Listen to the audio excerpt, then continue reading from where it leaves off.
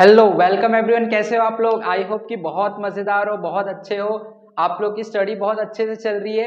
तो आज हमारे इस वीडियो में बहुत कुछ खास होना है बिकॉज हम लोग क्लास 10 का नया चैप्टर अबाउट इलेक्ट्रिसिटी, तो chapter number 4 effect of electric current हम लोग ये वाले वीडियो में सीखने वाले। तो ये जो चैप्टर है इफेक्ट ऑफ इलेक्ट्रिक करंट, इसके अंदर हम लोग इतने इंटरेस्टिंग टॉपिक सीखने वाले। जो भी इलेक्ट्रिक करंट है या इलेक्ट्रिक करंट के इफेक्ट है, उनके क्या मैथमेटिक्स है, उनके क्या यूजेस है और क्या क्या चीज हमारे लाइफ में ये बेनिफिशियल होती है, ये सारे चीजें हम लोग ये वाले चैप्टर में स्टडी करने वाले ऑन ए पर्टिकुलर बेसिस। हम लोग थोड़े से लो लेवल पे स्टडी करेंगे। यस, हम लोग डीप में नहीं जाएंगे, बट फॉर क्लास 10 आपको जितने नॉलेज की जरूरत है पूरा नॉलेज आपको इस वीडियो में मिलेगा। तो welcome everyone once again in our wonderful beautiful सा चैनल द SM एकेडमी। तो लेट अस बिगिन।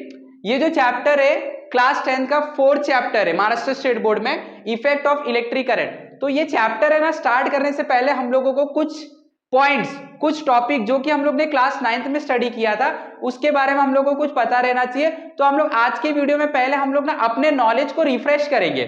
जो हम लोग ने नॉलेज 9th स्टैंडर्ड में लिया था वो नॉलेज को थोड़ा सा हम लोग रिफ्रेश करेंगे, और जैसे ही वो रिफ्रेश हो जाएगा हम उसे आगे बढ़ाएंगे, अपडेट करेंगे, एंड हम लोगों को ये चैप्टर बहुत अच्छे से समझ में आने वाला है, बहुत कुछ सीखने वाले। Okay, so let us begin. जो ये चैप्टर है इफेक्ट ऑफ इलेक्ट्रिक करंट, इस चैप्टर में बेसिकली हम लोग है ना इलेक्ट्रिक करंट के इफेक्ट को सीखने वाले हैं कि जब इलेक्ट्रिक करंट एक सर्किट में होता है, एक कोई भी अप्लायंस में होता है, एक कोई भी डिवाइस में इलेक्ट्रिक करंट को दिया जाता है, तो इलेक्ट्रिक करंट का बिहेवियर यानी कि इलेक्ट्रिक करंट उससे क्या रिजल्ट देता है, क्या इफेक्ट प्रोड्यूस करता है उस अप्लायंसेस में, मतलब हम लोग को रिजल्ट क्या मिलता है, वो चीज हम लोग स्टडी करने वाले। इसके लिए हम लोग क्या करेंगे, सबसे पहले हम लोग समझने की कोशिश करेंगे कि इलेक्ट्रिक करंट क्या होता है। फिर हम लोग ने कुछ और टर्म देखा था related to electric current, that is voltage potential difference. Then resistance के बारे में हमने सीखा, ओम्स लॉ के बारे में सीखा। तो ये सारे जो नॉलेज हम लोग ने क्लास 9th में लिए थे, let us revise it quickly. फटाक से हम रिवाइज करते हैं। ओके, तो first of all let us try to understand what is current, या तो इलेक्ट्रिक करंट किसे कहा जाता है। ओके, तो जब हम लोग इलेक्ट्रिक करंट की बात करेंगे तो हमने 9th स्टैंडर्ड में पढ़ा था इलेक्ट्रिक करंट को हम लोग है ना आई सिंबल से डिनोट करते हैं। तो मैं यहाँ पे आई सिंबल लिख देता हूं, ठीक है। ये इलेक्ट्रिक करंट क्या होता है, तो जब भी आपके पास एक वायर होता है, कंडक्टर होता है, गुड कंडक्टर ऑफ इलेक्ट्रिसिटी। तो जैसे मैंने यहाँ पे एक वायर बना दिया, बेसिकली वायर सिलेंड्रिकल शेप का होता है। तो ये आपके पास एक वायर है, राइट। तो वायर में अगर ये कंडक्टर है गुड, ये ऑब्वियसली गुड कंडक्टर है क्योंकि इसके अंदर करंट फ्लो होने वाला, राइट। तो कॉपर का एक वायर है, अगर ये गुड कंडक्टर है तो we know that good conductor is a sea of free electrons. इसके अंदर ना बहुत सारे फ्री इलेक्ट्रॉन्स होते हैं, बहुत सारे फ्री इलेक्ट्रॉन्स हैं। तो हम इसे यहां पे ऐसे बना लेते। तो ये जो इलेक्ट्रॉन्स होते हैं फ्री इलेक्ट्रॉन, ये कोई भी डायरेक्शन में रैंडमली मूव होते रहते हैं, राइट। ये इलेक्ट्रॉन कोई भी डायरेक्शन में रैंडमली मूव होते रहते हैं, इसे ही हम फ्री इलेक्ट्रॉन बोलते हैं। तो ये जो डायग्राम है ये फ्री इलेक्ट्रॉन्स है, इसके अंदर moving in any random direction, moving in random direction, ठीक है। तो ये ऐसे मूव कर रहे हैं। ओके, अभी यहां पे ये जो वायर है इसके अंदर के इलेक्ट्रॉन को हम लोगों को एक डायरेक्शन में अलाइन करना है। तो मैं क्या करता हूं, मैं यहां से ना एक पोटेंशियल यानी कि वोल्टेज पावर का सोर्स कनेक्ट कर देता हूं। इसको वोल्टेज बोलते हैं या तो EMF बोलते हैं, इलेक्ट्रोमोटिव फोर्स बोलते हैं। ये पॉजिटिव टर्मिनल आपका, ये नेगेटिव टर्मिनल। जैसे आपने एक सेल कनेक्ट किया, cell is a source of EMF, voltage का सोर्स होता है। तो मैंने एक सेल कनेक्ट किया, जैसे आप सेल कनेक्ट करोगे व्हाट विल हैपन, जितने भी इसके अंदर इलेक्ट्रॉन्स है सारे इलेक्ट्रॉन एक लाइन में ड्रिफ्ट हो जाएंगे, सेट हो जाएंगे। सारे के सारे इलेक्ट्रॉन जो है वो एक लाइन में आ जाएंगे, अपने आप को एक पर्टिकुलर मैनर में अरेंज कर लेंगे, और EMF इलेक्ट्रोमोटिव फोर्स, ये बैटरी फोर्स अप्लाई करेगा, सारे इलेक्ट्रॉन एक ही डायरेक्शन में मूव करने लगेंगे। तो एज इलेक्ट्रॉन के पास नेगेटिव चार्ज होता है, तो इलेक्ट्रॉन है ना पॉजिटिव यानी कि जो सेल है उसकी पॉजिटिव पोलैरिटी की तरफ मूव हो जाएंगे। तो इलेक्ट्रॉन है ये पॉजिटिव पोलैरिटी, तो आपके वायर में इलेक्ट्रॉन इस तरीके से फ्लो होना स्टार्ट कर देंगे। कहां से, नेगेटिव टर्मिनल से, और ये पॉजिटिव की तरफ इलेक्ट्रॉन फ्लो होना स्टार्ट कर देंगे।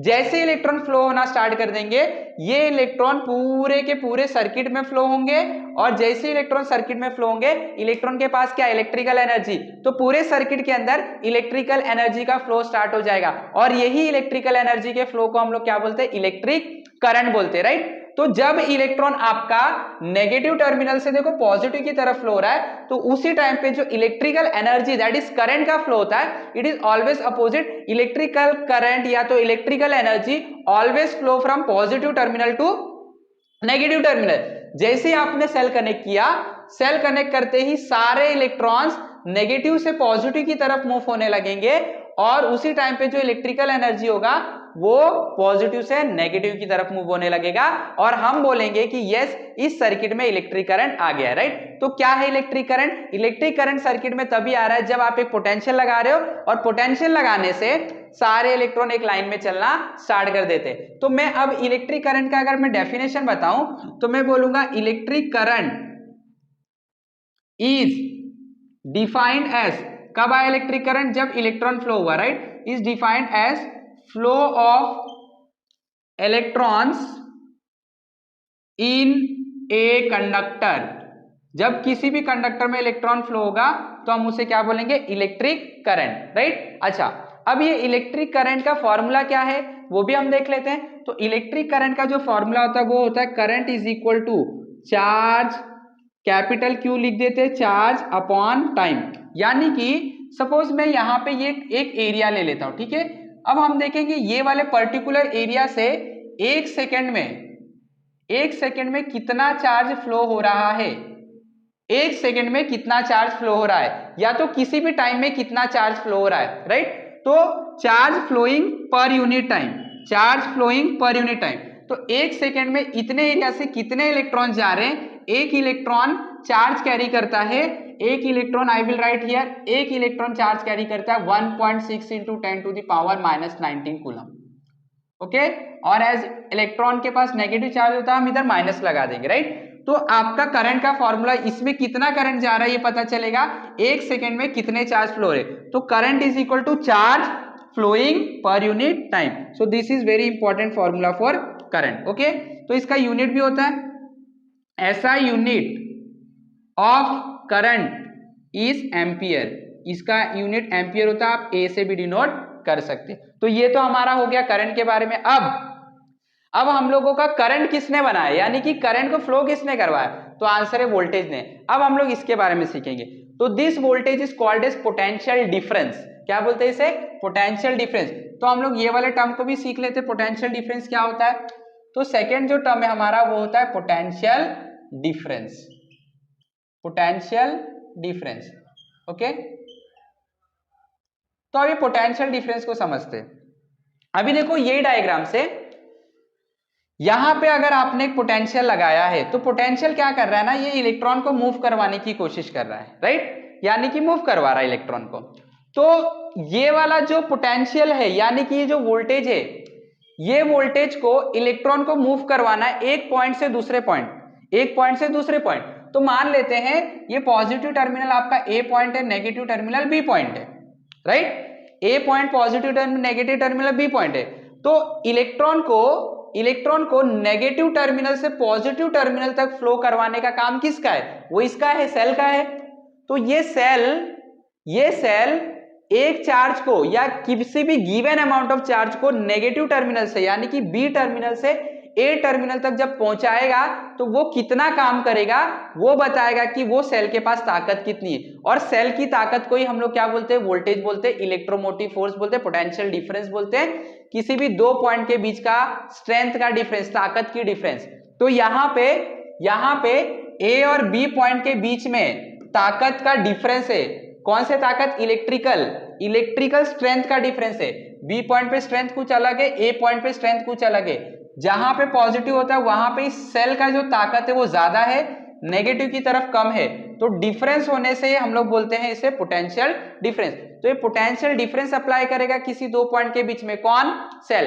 कितना अप्लाई करेगा उसको कैलकुलेट करने के लिए आपको देखना है कि ये सेल कितने चार्जेस को एक पॉइंट से दूसरे पॉइंट तक पहुंचा रहा है और उसको पहुंचाने के लिए कितना वर्क कर रहा है। तो इसका बेसिकली अगर मैं आपको मैथमेटिकली वैल्यू बताऊं तो ये हो जाएगा potential difference is equal to work done in moving a charge, work done per unit charge. तो यहां पे आप लिख सकते हो work done by a cell in moving, किसे मूव किया जा रहा है, moving a charge from one point to another, from one point to another. जहां पे भी हम लोगों का अगर हम इसमें देखेंगे तो हमारा जो पॉइंट है वो है बी और A, from one point to another point. इसी को आप वोल्टेज बोलते हैं या पोटेंशियल डिफरेंस बोलते हैं या तो इलेक्ट्रोमोटिव फोर्स। तो work done by a cell, work done by a cell in moving a charge from one point to another is called as potential difference, जिसे हम V से डिनोट करते हैं, राइट, किसे, V से। इसका SI यूनिट अगर हम लोग बात करेंगे तो इसका SI यूनिट होता है वोल्ट, इसका SI यूनिट होता है volt, very important term volt. Clear? तो अभी हम लोगों को समझ में आ गया करंट का मतलब इलेक्ट्रॉन का चलना होता है, वोल्टेज का मतलब कौन इस इलेक्ट्रॉन को चलाएगा। तो कितना एनर्जी देना पड़ेगा आपको इलेक्ट्रॉन को चलाने के लिए, कितने इलेक्ट्रॉन को चलाना है, कितना एनर्जी देना पड़ेगा, कितना वर्क करना पड़ेगा, वो डिसाइड होता है कि वो सेल का वोल्टेज कितना है या तो किसी दो पॉइंट के बीच में पोटेंशियल का डिफरेंस कितना है। Okay, so this is all about potential difference. Now very important term जो आपको पता रहना चाहिए चैप्टर को समझने के लिए, that is called as Ohm's law. Ohm's law, तो ओम्स लॉ क्या बोलता है? ओम्स लॉ बोलता है कि किसी भी एक गिवन क्लोज सर्किट में, किसी भी एक गिवन क्लोज सर्किट में अगर आप रेजिस्टेंस को constant, sorry not resistance, temperature को कांस्टेंट रख दो, यानी कि आप जिधर भी प्रैक्टिकल कर रहे हो वहां के रूम का टेम्परेचर और वायर का टेम्परेचर अगर कांस्टेंट है, बेसिकली वायर का टेम्परेचर, तो अगर आप वोल्टेज को बढ़ाओगे सर्किट में, यानी कि आप यहां से पावर सप्लाई बढ़ाओगे, सेल की वैल्यू बढ़ाओगे, तो सर्किट के अंदर नंबर ऑफ इलेक्ट्रॉन बहुत तेजी से जाएगा, जिसका मतलब होता है सर्किट के अंदर यानी कि कंडक्टर के अंदर करंट भी बढ़ जाएगा। तो ओहम्स का कहना है कि अगर आप वायर का टेम्परेचर कांस्टेंट रख दो, वायर के टेम्परेचर में चेंज नहीं होने दोगे, तो आप ये देखोगे कि वोल्टेज बढ़ाने से करंट भी सर्किट में बढ़ जाता है, या तो फिर वोल्टेज कम करने से करंट भी सर्किट में कम हो जाता है। इसका मतलब क्या हो गया? इसका मतलब हो गया at constant temperature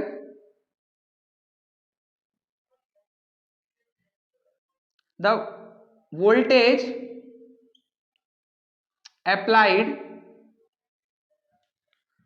to the circuit is directly proportional. Directly proportional का मतलब होता है एक क्वांटिटी अगर बढ़ रहा है तो दूसरा भी बढ़ेगा, is directly proportional to current flowing in the circuit या तो इन द कंडक्टर, राइट। तो ये बोल रहे हैं ओहम कि अगर आप किसी भी सर्किट में, किसी भी वायर में अगर आप वोल्टेज की वैल्यू को इंक्रीज करोगे तो डेफिनेटली करंट इंक्रीज होगा, सेम रेशियो में इंक्रीज होगा। इवन आप अगर डिक्रीज करोगे वोल्टेज तो करंट भी डिक्रीज होगा, ये अपने रेशियो को मेंटेन रखेंगे।